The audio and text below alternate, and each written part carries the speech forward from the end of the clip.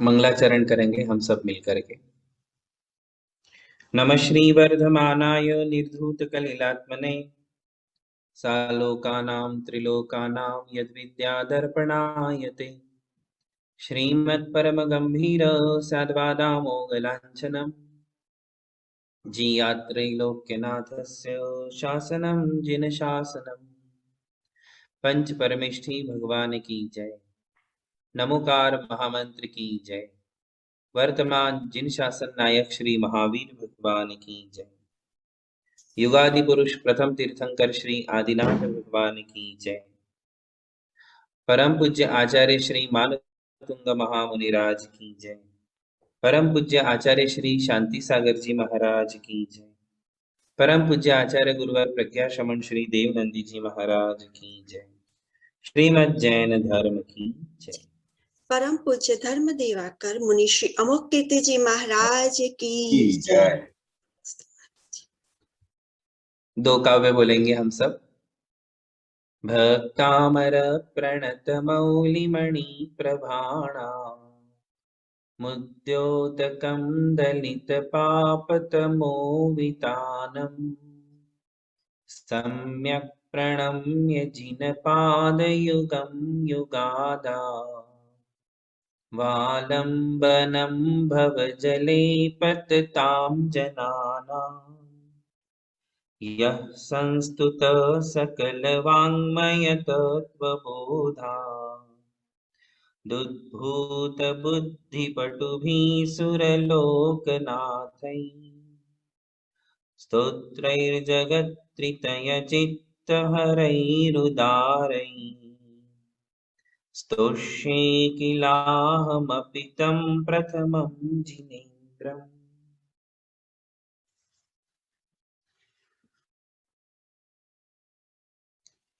आज हम 34वां काव्य देखेंगे। आप सभी शुद्ध उच्चारण पहले सीखेंगे, उसके पश्चात इस काव्य का जो शब्दार्थ और भावार्थ है उसे हम समझेंगे।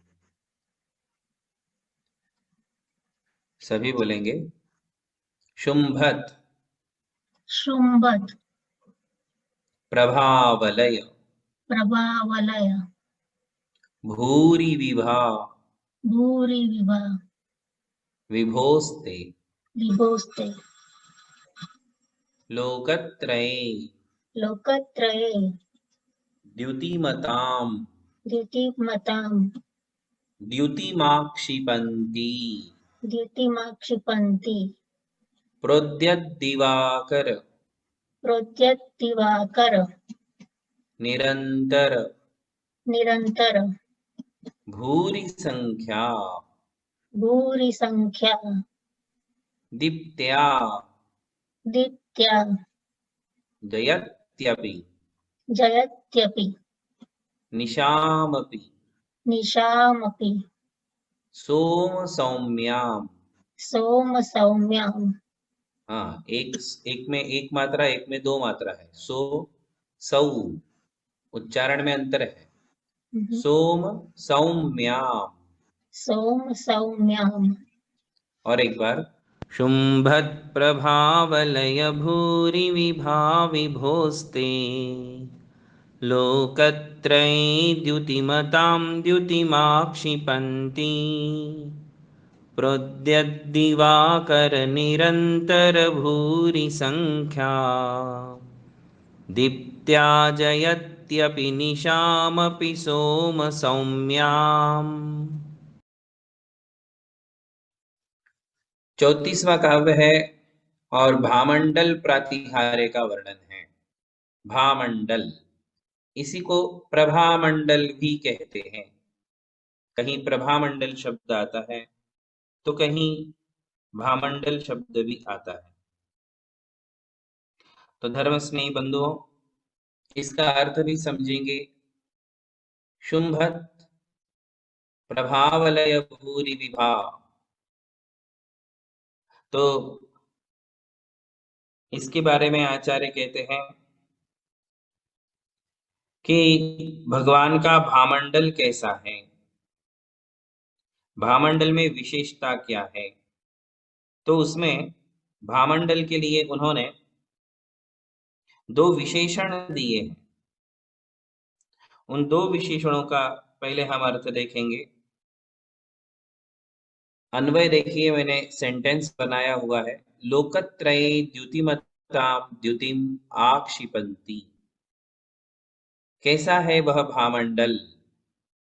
तो कहते हैं लोकत्रये, तीनों लोक में, द्युतिमताम, जो चमकने वाले तेजस्वी पदार्थ हैं।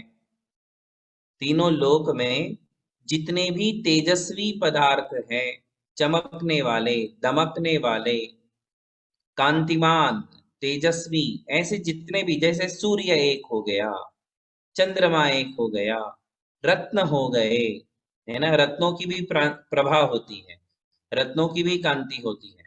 तो ऐसे जितने भी चमकने वाले, दमकने वाले, कांतिमान, ऐसे तीनों लोक में जितने पदार्थ हैं, उन सभी की कांति को आक्षिपंती, द्युतिम आक्षिपंती, उन सभी की कांति को फीका करने वाला ये प्रभामंडल है। जब भगवान का आभामंडल प्रकट होता है, प्रभामंडल प्रकट होता है, तो उसका तेज कितना है, उसका तेज कितना है? तो कहते हैं तीनों लोक में जितने पदार्थ हैं, उन सब पदार्थ, चमकने वाले जितने पदार्थ हैं, उन सब चमकने वाले पदार्थों की कांति को फीका कर देती है या नष्ट कर देती है। आक्षिपंती, ऐसी कांति है जिसकी। फिर कहते हैं प्रोद्यत दिवाकर निरंतर भूरी संख्या। वो भामंडल जब प्रकट होता है, मानो ऐसा लगता है कि एक के बाद एक के बाद एक ऐसे सैकड़ों सूर्यों का उदय हो रहा है। प्रोद्यत, उद्यत का मतलब उदय हो रहे हैं। क्या? दिवाकर यानी सूर्य, निरंतर यानी एक के बाद एक, जबकि हम तो एक ही सूर्य देखते हैं रोज। रोज हमारे यहाँ एक ही सूर्य का उदय होता है। आचार्य कह रहे कि यूं समझो कि एक के बाद दूसरा, दूसरे के बाद तीसरा, ऐसे सूर्यों का उदय हो रहा है। सैकड़ों सूर्य, भूरी संख्या, भूरी यानी बहुत संख्या में, आंकड़ा नहीं दिया है निश्चित, किंतु भूरी, भूरी यानी बहुत संख्या, बहुत संख्या में, मानो अनेक सूर्य उदय में आ रहे हो। तो इतना चमकने वाला, इतना तेजस्वी वह भामंडल है। तो पहला एडजेक्टिव क्या दिया? लोकत्रय द्युतिमताम द्युतिम आक्षिपंती, यानी तीनों लोक में जितने भी तेजस्वी पदार्थ हैं, उनके तेज को कम कर देने वाला, फीका कर देने वाला। दूसरा क्या कहा? जब प्रकट होता है तो कितना तेज होता है भामंडल का? बोले एक के बाद ऐसे बहुत सारे सूर्यों का उदय हो गया तो कितना प्रकाश हो जाएगा, उतना तेजस्वी वह भामंडल है। ये दूसरी बात बताई। तो फिर आगे कहते ते विभो, ऐसा है भगवान, शुंभत प्रभावलय भूरि विभा। ये भामंडल का एक पर्यायवाची शब्द दिया कि हे भगवान, आपका जो वह शुंभत, शुंभत यानी चमकने वाला, प्रभावलय, आपकी प्रभा का जो वलय है, आपकी प्रभा का जो वलय है, और उसकी जो भूरी विभा, भूरी यानी बहुत, देखो भूरी दूसरी बार आ गया, भूरी शब्द का होता है बहुत, विभा यानी तेज, ऐसा वो भामंडल, आपका वह भामंडल कैसा है? दीप्त्या, अपनी दीप्ति से, अपने तेज से, सोम सौम्याम निशाम, रात्रि को भी, रात्रि पर भी विजय प्राप्त कर लेता है। सोम सौम्याम, सोम सौम्य का मतलब अत्यंत सुंदर ऐसी रात्रि, अत्यंत सुंदर ऐसी रात्रि, सोम सौम्याम। आचार्य कहते हैं चंद्रमा के समान सुंदर। सोम यानी चंद्रमा, सौम्य यानी सौम्य, सुंदर, है ना। अपन कहते हैं कि इसका चेहरा सौम्य है, सौम्य चेहरे वाला है, यानी सुंदर चेहरे वाला है, इनोसेंट है, तो उसे हम सौम्य चेहरा कहते हैं। वैसे ही ये रात्रि कैसी है? सोम सौम्याम, चंद्रमा के कारण अत्यंत सुंदर है। किंतु ये रात्रि को जीतने वाला कौन है? रात्रि को जीतने वाला है सूर्य। जब सूर्य उदय में आता है तो रात्रि का अंधकार खत्म, रात्रि खत्म करने वाला, रात्रि को नष्ट करने वाला, रात के अंधेरे को नष्ट करने वाला सूर्य है।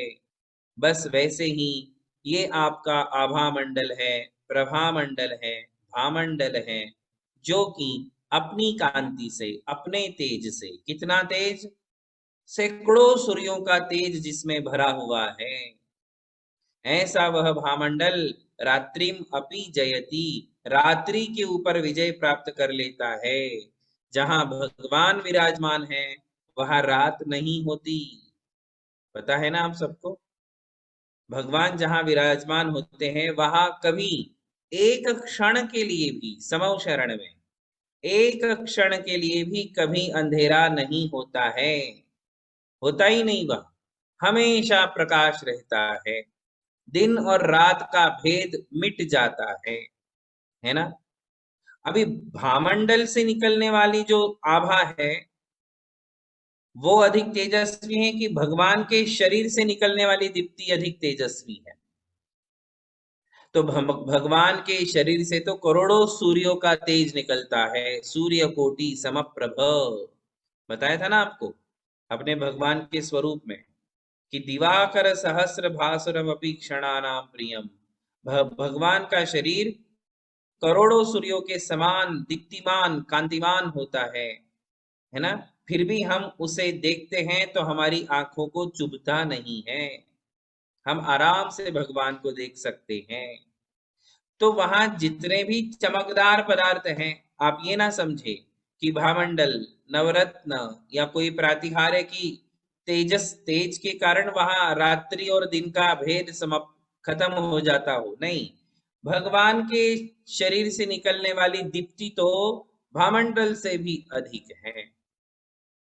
कई लोग ये सोचते हैं कि ये जो भामंडल है ये भगवान के शरीर का ही तेज है, नहीं, ये 8 प्रातिहार्यों में से एक प्रातिहार्य है।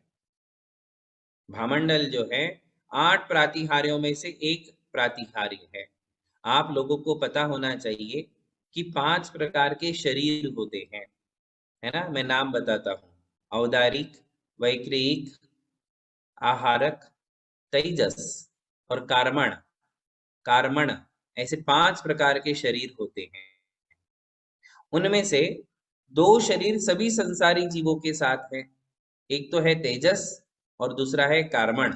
ये 2 शरीर सभी संसारी जीवों के पास होते हैं, हम सब के पास, आपके पास भी है।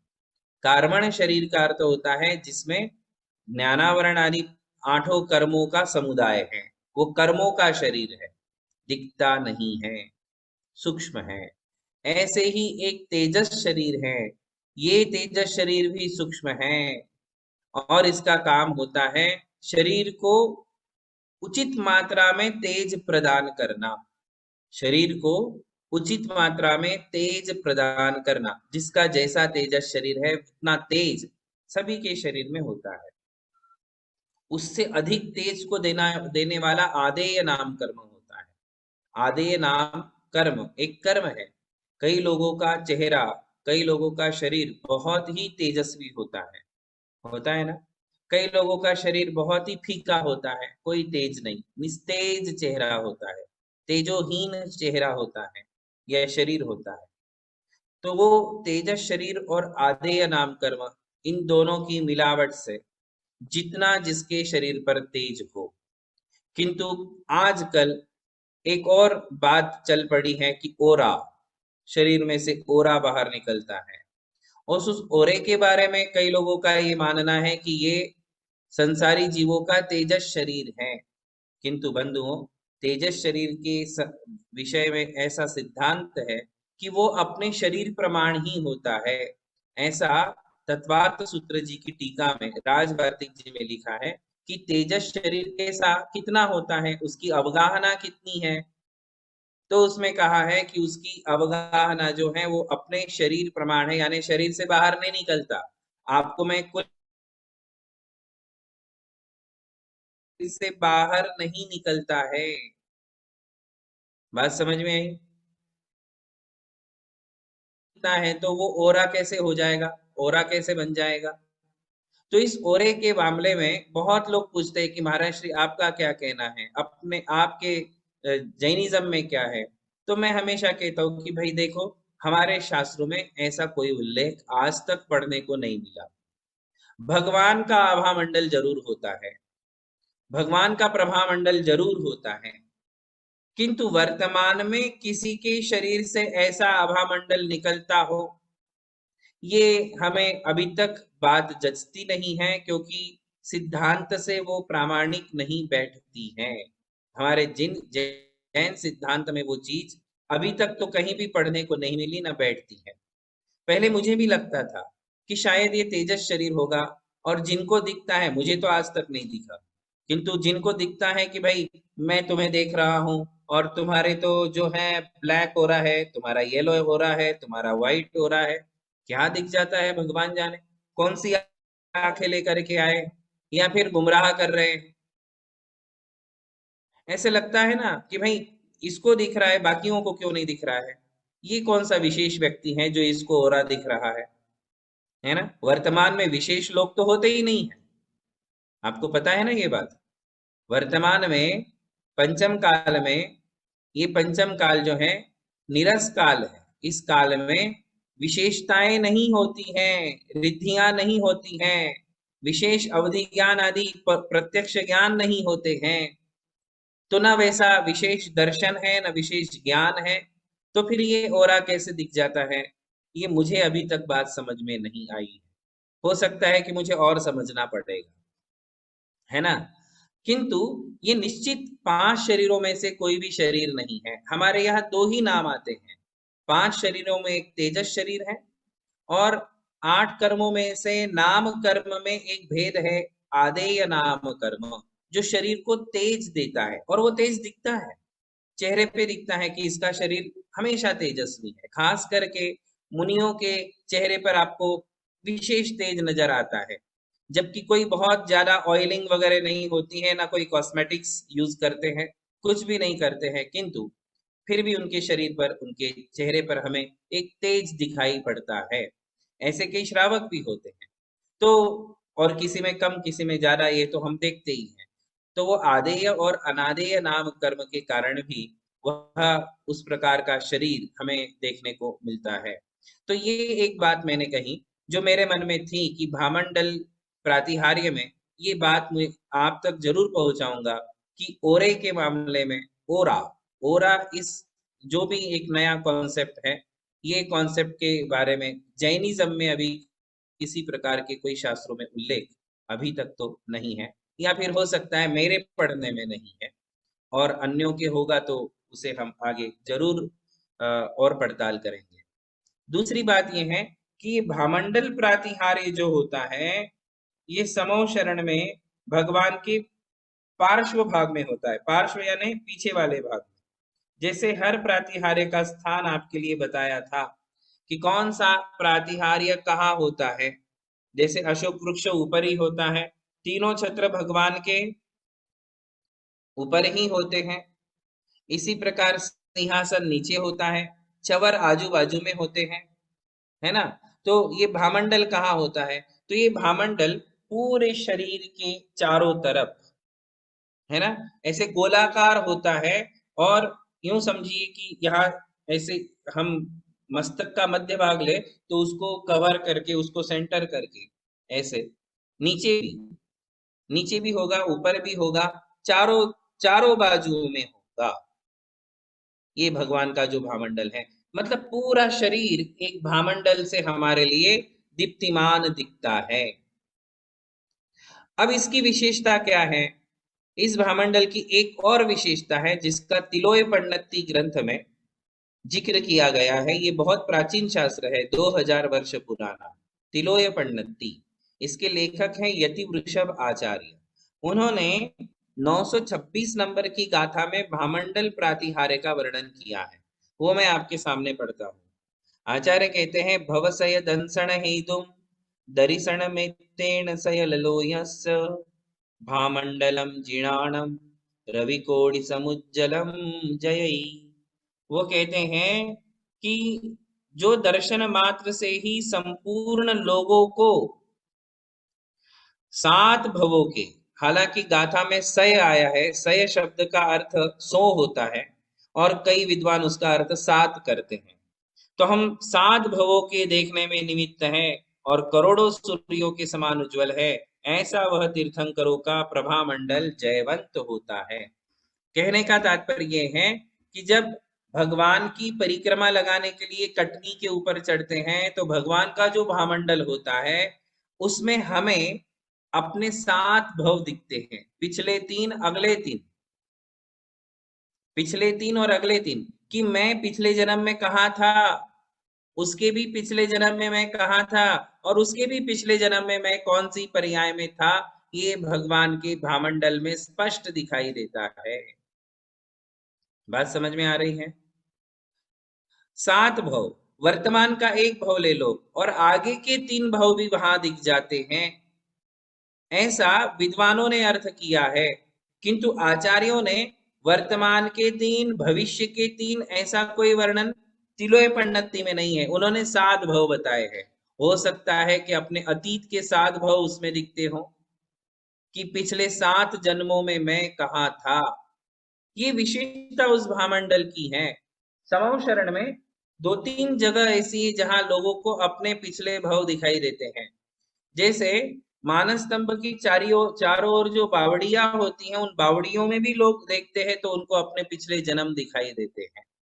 ये वहां की विशेषता है। समझ लीजिए कि पिछले भव में कोई पशु की पर्याय में था तो उसको तुरंत दिख जाएगा कि मैं पिछले जन्म में गाय था, मैं पिछले जन्म में बैल था, मैं पिछले जन्म में कुत्ता था। और जैसा उसका शरीर था, वो जिस पर्याय में था, जिस जिस अवस्था में था, समझ लो कि वो ब्लैक कुत्ता था तो ब्लैक कुत्ता ही उसे दिखेगा उस भव में। समझ में आ रही बात? व्हाइट कलर की गाय होगी तो व्हाइट कलर की गाय ही उसमें दिखेगी।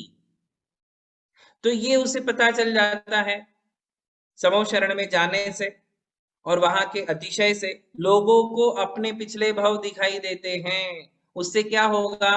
यदि किसी को ये मालूम पड़ा कि पिछले 7 भवों से मैं तिर्यंच पर्याय में हूं, तो उसके वैराग्य भाव उपज सकता है, उसको संसार शरीर भोगों से ग्लानि उत्पन्न हो सकती है, वैराग्य भाव उत्पन्न हो सकता है कि भाई मैं ऐसी ऐसी पर्यायों से आकर के यहाँ पैदा हुआ हूं।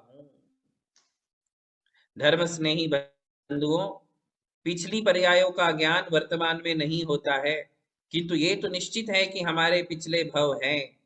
ये तो नास्तिक लोग हैं जो ये नहीं मानते हैं कि हमारे पिछले जन्म भी होते हैं और आगे भी जन्म होने वाले हैं। ऐसा नहीं मानने वाले कौन है? नास्तिक लोग हैं, जिन्हें पुनर्जन्म में विश्वास नहीं कि आगे भी जन्म होने वाले हैं, पीछे भी मेरे जन्म हो चुके हैं।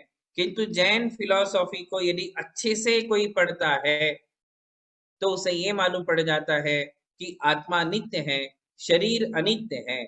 आत्मा हमेशा इस संसार में था और आगे भी रहेगा।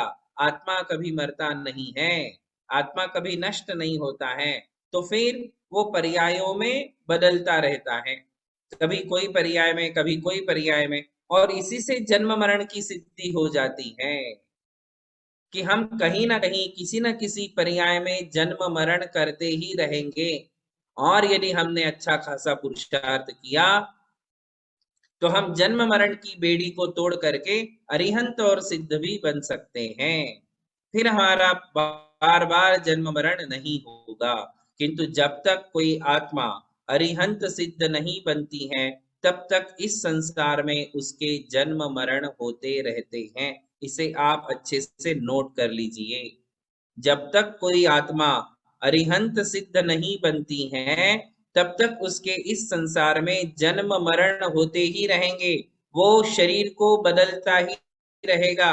जैसे आप कपड़े बदलते हो, वैसे ही आत्माएं अपना शरीर बदलती हैं, उसके जन्म मरण होते रहते हैं। तो तैयारी रखो, ये जो शरीर आपको मिला ना, ये कपड़ा है, ये चेंज होने वाला है कुछ ही वर्षों में, है ना? हो सकता है कुछ दिनों बाद, हो सकता है कुछ महीनों बाद, हो सकता है कुछ वर्षों बाद, हम सबका नंबर लगेगा। और ये जो कपड़ा है ये पुराना हो जाएगा, फिर इसको छोड़ना पड़ेगा, नया कपड़ा पहनना पड़ेगा। तो हम सबकी तैयारी ये होनी चाहिए। भामंडल प्रातिहार्य में हमारे जो 7 भव हमें दिखते हैं, उससे उससे श्रद्धान मजबूत होता है। ये श्रद्धान हमारा पक्का हो जाता है कि मैं एक ही जगह पे स्थिर नहीं रह सकता हूं। संसार में जब तक हूं, एक ही स्थान पे मेरा अधिकार नहीं है।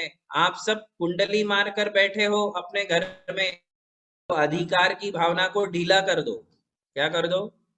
उस अधिकार की भावना को ढीला कर दो, और ये पक्का ध्यान रखो कि मेरा नंबर आने वाला है, और ये सब छोड़ करके कोई नए लोकेशन में मुझे जाना है, कोई नई पर्याय में मुझे पैदा होना है, कोई नया शरीर मिलेगा, कोई नया परिवार मिलेगा, है ना, और एक अलग ही एनवायरमेंट आपको मिलने वाला है।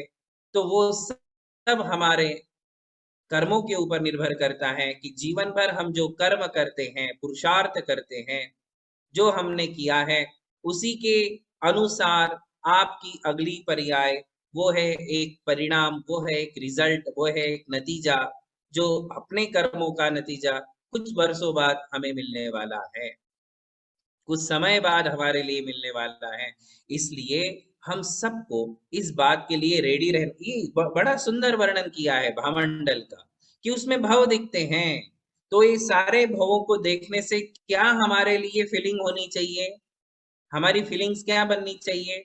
कि भाई मुझे जितने अच्छे काम है कर लेना चाहिए, क्योंकि ये पर्याय बदल जाएगी, ये शरीर बदल जाएगा।